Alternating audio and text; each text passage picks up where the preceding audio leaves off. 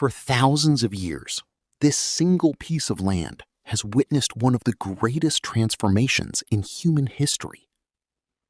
A quiet valley surrounded by hills, a place filled with wild grass, forests, and flowing streams, would eventually become the center of one of the most powerful civilizations the world has ever known. This is the story of the Colosseum Valley, from an untouched landscape to the heart of ancient Rome, to one of the most famous landmarks on Earth. Using AI reconstruction, we are traveling through time and watching Rome evolve from one fixed camera angle. A journey spanning over 3,000 years. So, let's go back to the very beginning. They hunted animals, grew crops, raised livestock, and built small wooden shelters. Life was hard. Every day was a battle against nature. There were no great armies, no mighty emperors, and no legendary city. Just small groups of people trying to create a future. But slowly, something began to change. The first signs of civilization started appearing. By around 800 BCE, small settlements began spreading across the hills. Wooden huts appeared across the landscape. Paths formed between villages. Farmers worked the land, while families built communities together. This was the beginning of something extraordinary. The location was perfect. The nearby river provided water and trade opportunities. The hills offered protection, and the area became a meeting point for different tribes. According to Roman legend, the city of Rome was founded in 753 BCE by Romulus. Whether every detail of the legend is true or not, one thing is clear. A small settlement was about to become one of the greatest cities in history. During the early Roman kingdom, the valley slowly transformed. Simple wooden homes became stronger structures. Primitive roads became organized pathways.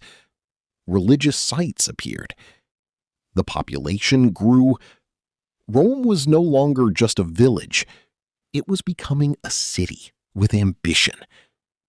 The people of Rome were skilled builders, clever politicians, and determined warriors. They had a vision.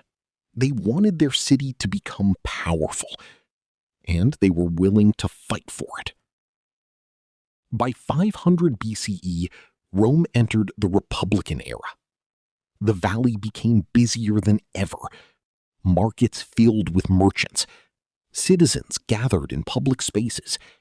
Soldiers marched through the streets. Stone buildings began replacing older wooden structures.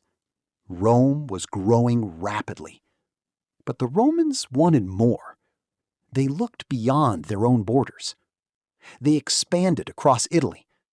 Then they turned their attention towards the wider Mediterranean world. During the 3rd century BCE, Rome became involved in one of the greatest struggles of the ancient world, the Punic Wars against Carthage. These brutal conflicts tested Rome's strength. Armies crossed seas. Generals became legends. Thousands of soldiers fought for control of the Mediterranean. When the wars ended, Rome stood victorious. The small settlement, it was the capital of a vast empire, a place where millions dreamed of living. But the land that would become the Colosseum Valley first belonged to Emperor Nero's enormous palace complex. After the Great Fire of Rome in 64 CE, Nero created his famous Golden House. The area contained gardens, luxury buildings, and even a huge artificial lake. It was a symbol of imperial wealth.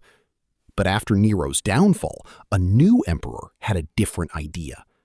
Instead of keeping the land for the emperor, it would be returned to the people. And from that idea, one of history's greatest buildings was born. Around 72 CE, Emperor Vespasian began construction of the Colosseum. Thousands of workers arrived. Massive stone blocks were cut and transported. Roman engineers carefully designed every detail. The structure slowly rose from the ground. Year after year, the arena became larger and more impressive. It was an incredible achievement, a symbol of Roman engineering and power. In 80 CE, the Colosseum was officially opened. The massive amphitheater stood proudly in the valley.